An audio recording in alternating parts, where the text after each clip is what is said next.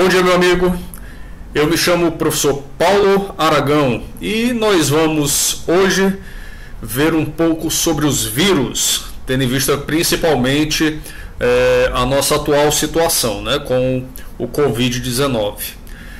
Bem, antes de a gente poder falar qualquer detalhe, vamos fazer uma espécie de recapitulação sobre as características dos vírus, entender do que eles são feitos e também entender como essas moléculas podem possuir diferentes características e diferentes funções dentro dos organismos. Vamos lá?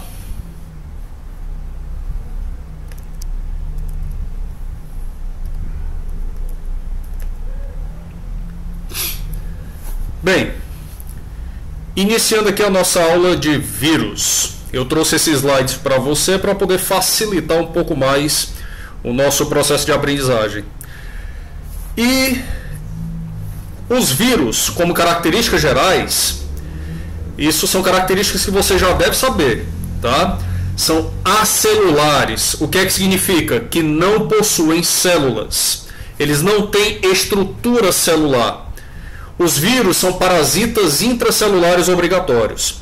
Significa que para poder se reproduzir, ele precisa obrigatoriamente estar no interior de uma célula.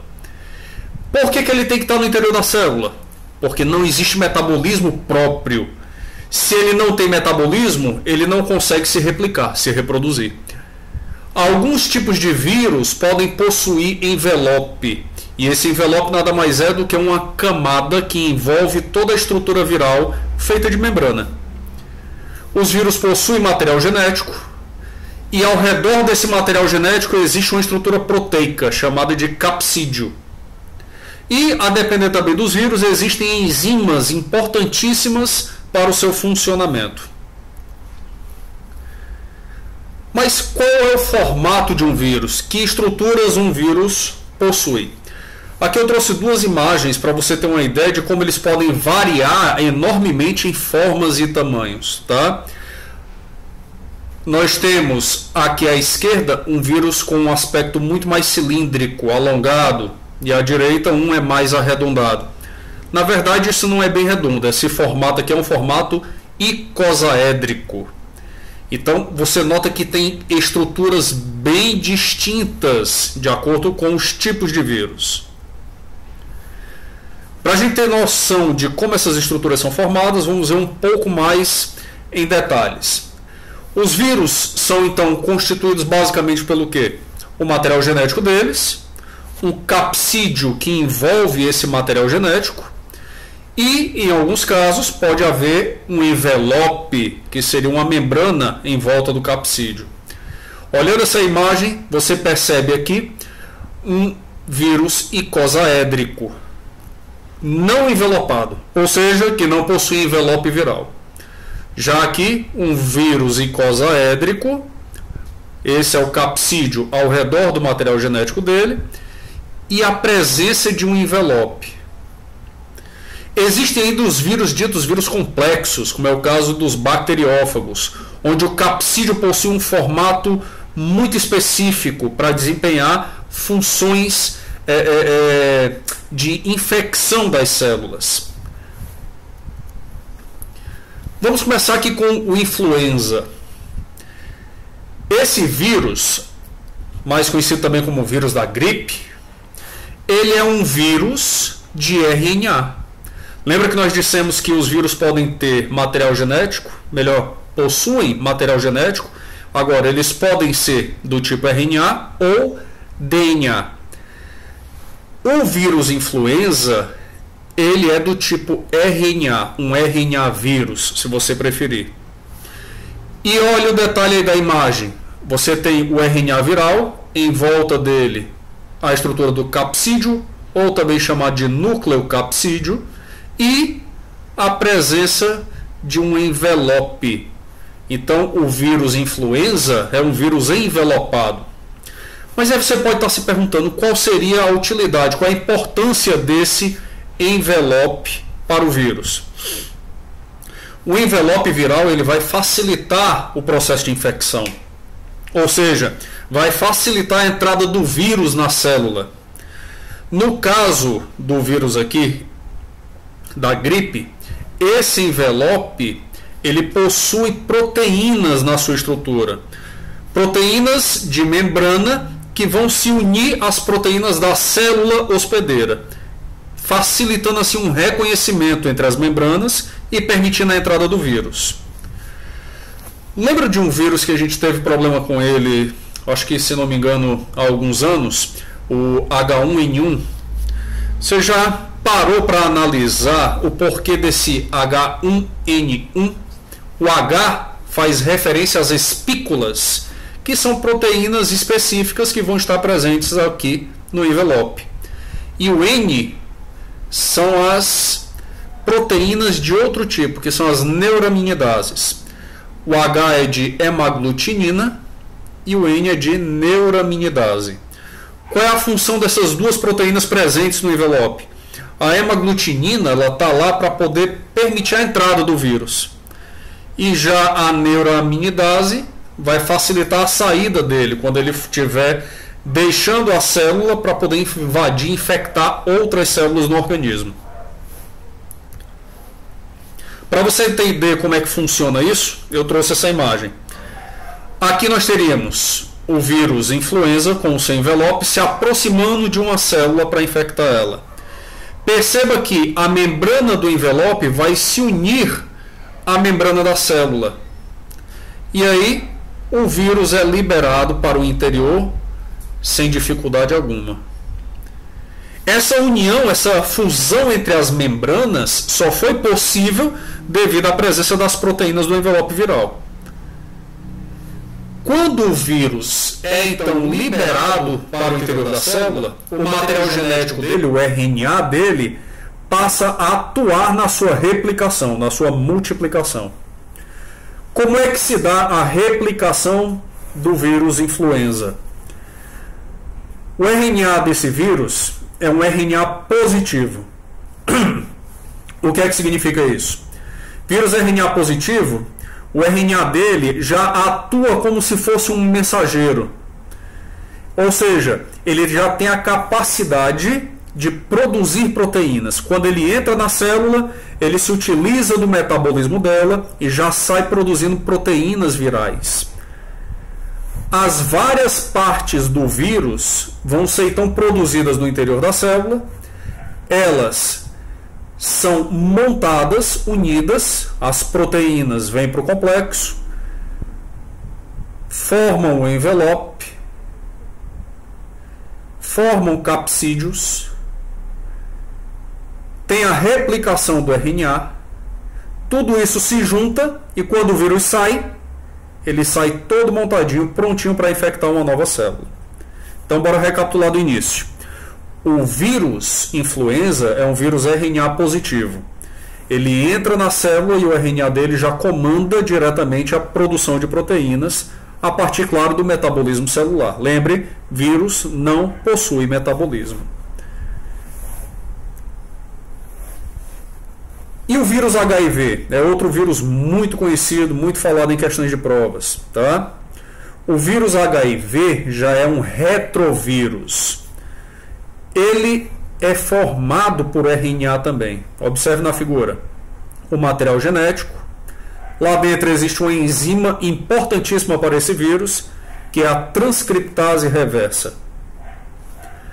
Ao redor do material genético, nós temos então o capsídeo. E ao redor do capsídeo, o envelope viral. O vírus HIV, então, é um vírus envelopado, assim como o vírus da influenza. Só que tem um detalhe.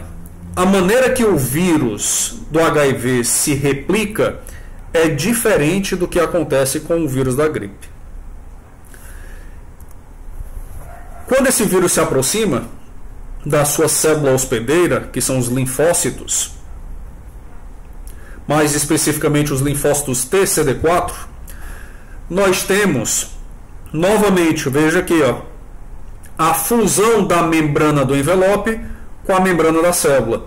O vírus então entra sem dificuldade nenhuma.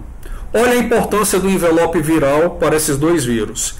De novo, o envelope permite o reconhecimento entre as proteínas das membranas, facilitando a fusão delas, a união delas.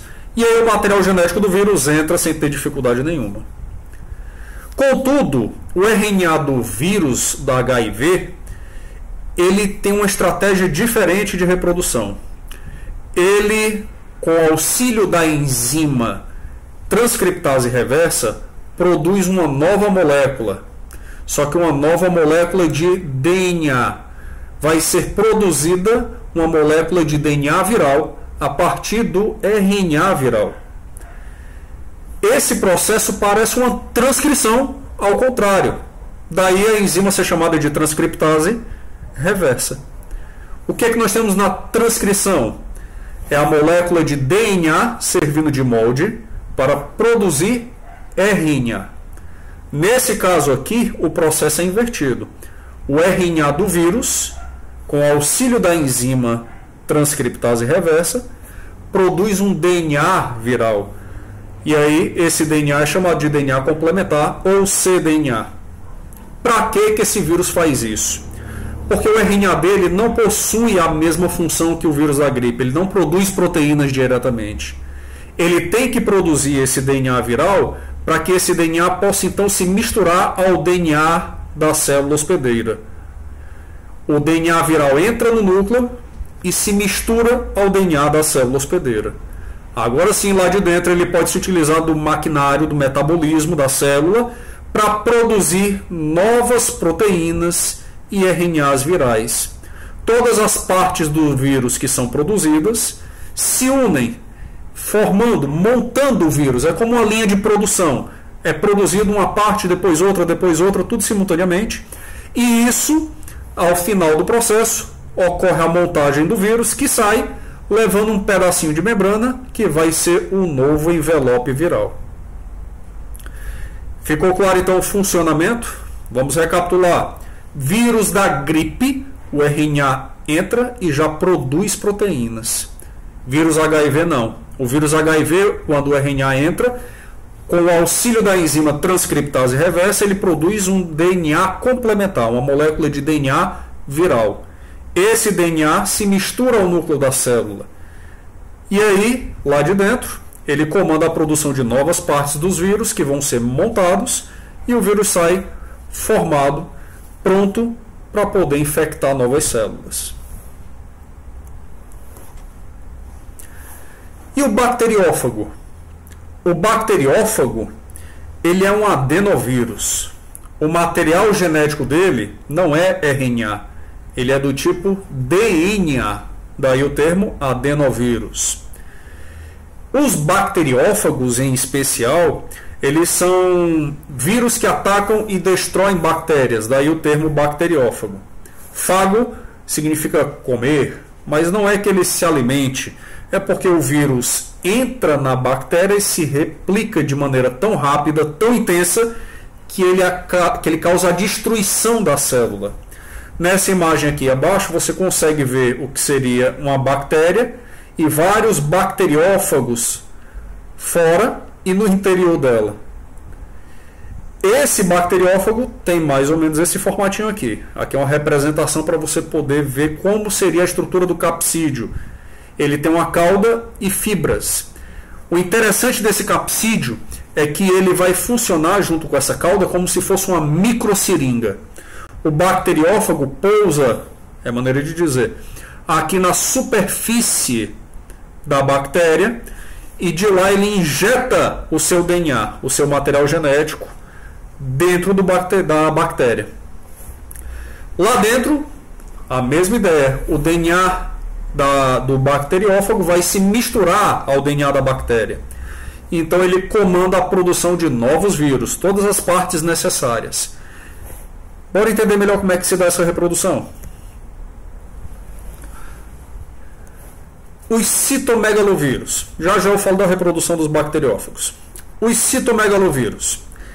Esses vírus também são vírus de DNA. E eu trouxe eles aqui porque ele é um vírus de DNA envelopado, como você pode conferir nessa imagem.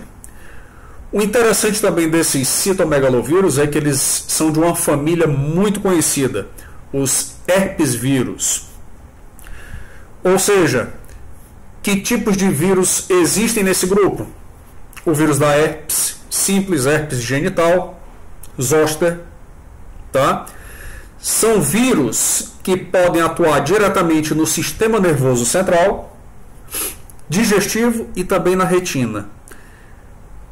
Esses vírus são transmitidos com tosse, saliva, transfusões sanguíneas e até por contato íntimo. Outra coisa interessante é que quando você contrai um vírus desse, quando você é infectado por um vírus desse, ele não sai do teu corpo nunca mais. Aí você deve estar pensando, meu Deus, e agora? Eu vou viver com o vírus? Você vai viver com o vírus. A herpes, que é um caso muito simples, digamos assim, muito comum, ela é uma doença que é simplesmente tratada hoje em dia e a pessoa vive a vida dela naturalmente, só que o vírus continua dentro do corpo dela. Quando o sistema imunológico enfraquece, o vírus se reativa e causa as feridas típicas da herpes. Faz-se o tratamento, as feridas somem e a pessoa continua tendo a vida dela tranquilamente. Ela não vai infectar outras, a não ser que ela esteja num período de surto do vírus, de crescimento da carga viral. Enquanto o vírus estiver sendo controlado pelo sistema imune, não tem contaminação. Pois bem, retomando aqui, como é que se dá essa reprodução, né, dos vírus? Os vírus podem ter dois ciclos bem característicos. Um conhecido como ciclo lítico, esse aqui que você está vendo, e outro como ciclo lisogênico. Como é que se diferencia de forma, digamos, básica esses dois ciclos? O ciclo lítico é aquele em que o vírus entra na célula, se reproduz e causa a morte dela, a destruição da célula hospedeira. Já no ciclo lisogênico, não. O vírus fica lá dentro da célula e o seu DNA fica misturado ao da célula. E ele vai se reproduzir à medida que a própria célula hospedeira se reproduz. Então, entenda a diferença entre ciclo lítico e ciclo lisogênico. No ciclo lítico, o vírus infecta a célula, nós temos aqui um exemplo de um bacteriófago, ele injeta o DNA dele lá dentro, e o DNA dele vai se reproduzir e causar a destruição do DNA da bactéria. Ele vai produzir novos vírus, e esses vírus saem destruindo a bactéria. Causou morte celular, ciclo lítico. Outra opção é o DNA viral, conhecido como prófago, se misturar ao DNA bacteriano. E lá ele fica numa espécie de latência, adormecido. Quando a bactéria se reproduz, uma bactéria se dividindo em duas, consequentemente a bactéria tem que fazer cópia do seu material genético. E o DNA do vírus está lá no meio, então ele acaba sendo copiado, digamos, conjuntamente. Então o vírus foi multiplicado por estar misturado ao DNA da célula hospedeira. Ele se reproduz à medida que a própria célula se reproduz.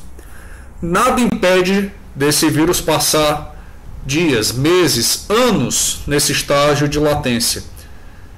Ou ele entrar numa latência e tempo depois passar para um ciclo lítico, onde tem a ativação, digamos assim, desse vírus, que ele sai da latência. Finalizando aqui nossa videoaula sobre vírus e as características gerais, algumas perguntas básicas ficam para você. Você tem que saber essas respostas. Por exemplo, na nossa primeira questão aí, quais características dos vírus os assemelham aos seres vivos? O que é que vírus tem que todo ser vivo tem? Porque tem um detalhe, vírus não é ser vivo.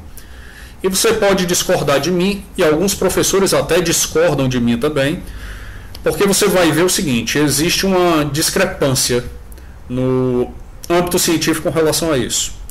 Alguns cientistas consideram vírus como seres vivos, outros consideram como não vivos, como é o meu caso, e tem ainda até aqueles que ficam em cima do muro, dizendo que vírus está entre o que é vivo e o que não é vivo. Porque ele adquire característica de vivo quando ele está no interior da célula. Mas vírus não é um ser vivo. Tá? Por quê? Primeiro, ele não tem estrutura celular, mas essa nem é a característica principal. A característica fundamental que dá embasamento para eu lhe dizer que vírus não é ser vivo é o fato de que ele não possui metabolismo próprio. Como é que algo sem metabolismo pode ser considerado ser vivo? Pense da seguinte maneira: o que é metabolismo mesmo? É o conjunto de reações químicas, bioquímicas, que estão acontecendo no seu organismo. Imagine que se eu parasse o metabolismo do seu corpo agora, o que é que aconteceria com você? A resposta é bem óbvia, né? Você morreria. Sem metabolismo não tem atividade celular. Se não tem atividade celular, não tem produção de energia que vai manter as células vivas e, consequentemente, você morre.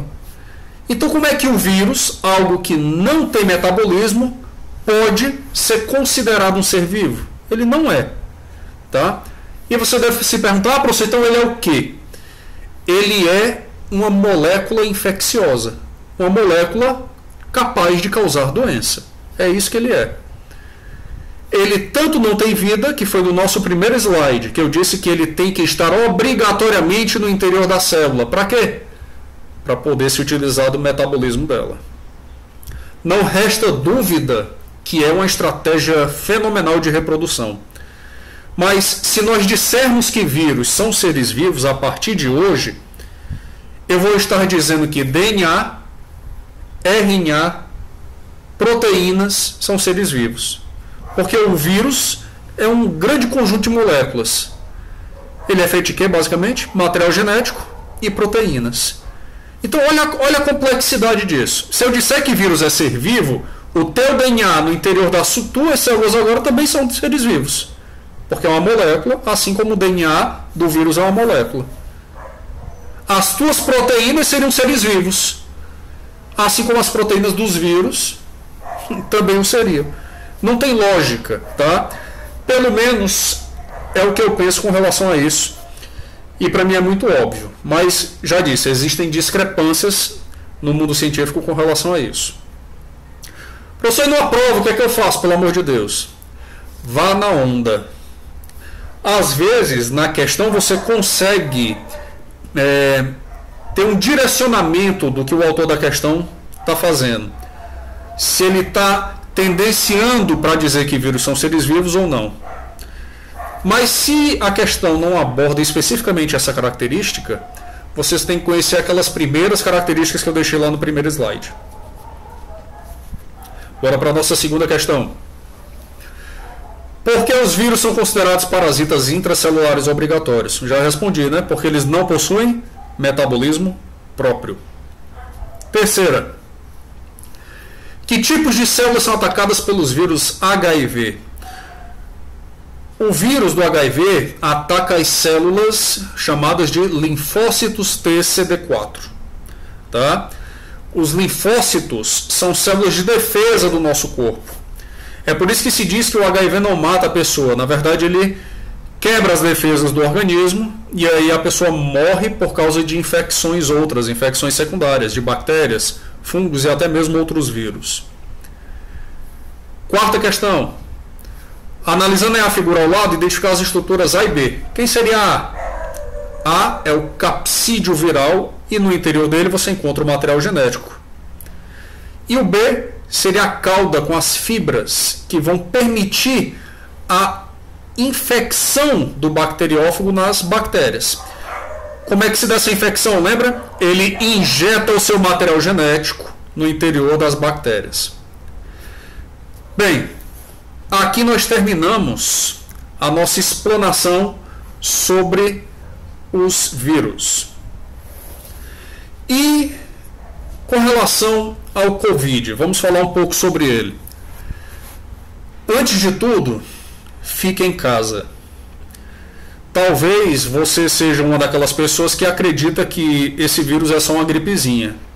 Você está muito enganado. Esse vírus não é só uma gripezinha, tá? Aqui no Brasil, atualmente, no dia de hoje, já morreram quase 2.000 pessoas. Talvez já tenha até passado esse número. Desde quando 2.000 pessoas que morreram por causa de um vírus se torna algo irrelevante Como é que alguém pode simplesmente ignorar uma situação dessa? E olha que nós estamos só iniciando a crise aqui no nosso país. Tem países que estão passando por situações muito mais drásticas.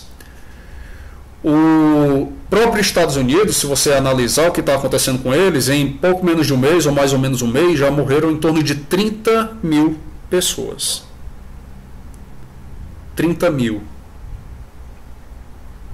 E há ainda quem critique o isolamento. Lá em Wuhan, na China, o isolamento foi feito de forma drástica e as mortes ficaram em pouco mais de 3 mil, algo próximo de 4 mil. Os Estados Unidos, que ignoraram o crescimento dessa doença e agora já estão tomando medidas de isolamento muito mais drásticas, estão sofrendo muito mais. É só você parar para analisar e perceber que enquanto no período de 3 ou 4 meses morreu 4 mil em torno, estou arredondando os números, na China já se passa de 30 mil nos Estados Unidos em mais ou menos um mês. O Covid é um vírus RNA positivo também, envelopado. Ou seja, ele tem aquela membrana que nós falamos e ele se aproxima da célula hospedeira e a membrana do envelope vai se unir com a membrana da célula, permitindo a entrada dele, como nós vimos lá na influenza.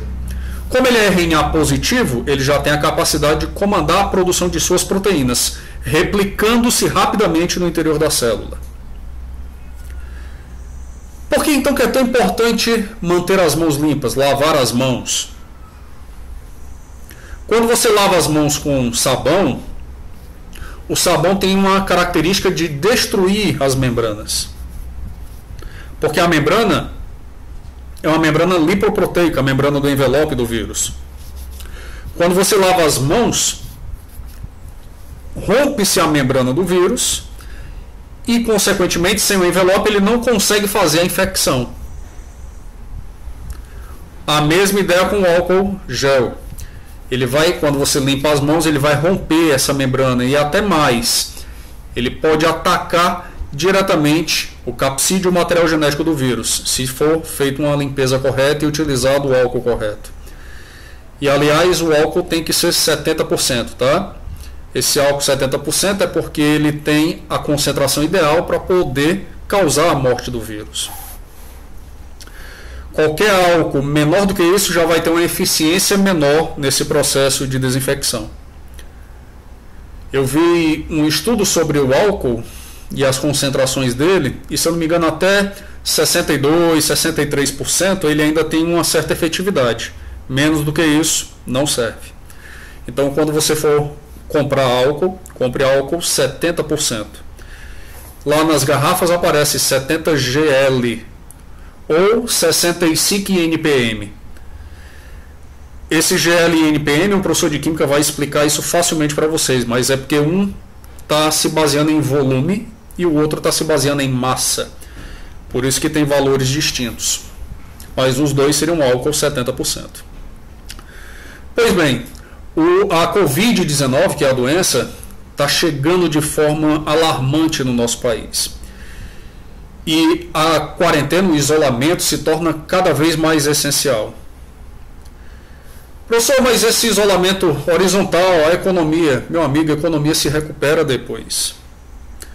Vai ser difícil? Vai. Mas a economia se recupera depois. Você não pode recuperar economia com centenas de milhares de mortes, sem as pessoas. As pessoas são mais importantes. Então, o isolamento se faz extremamente necessário nesse momento. Alguns perguntam se o isolamento vertical, ele não é aceitável, não vai funcionar.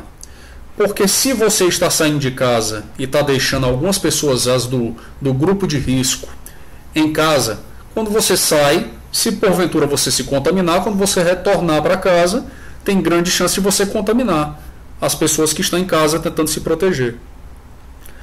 Com certeza é uma situação muito difícil, as pessoas estão passando necessidade, estão perdendo empregos.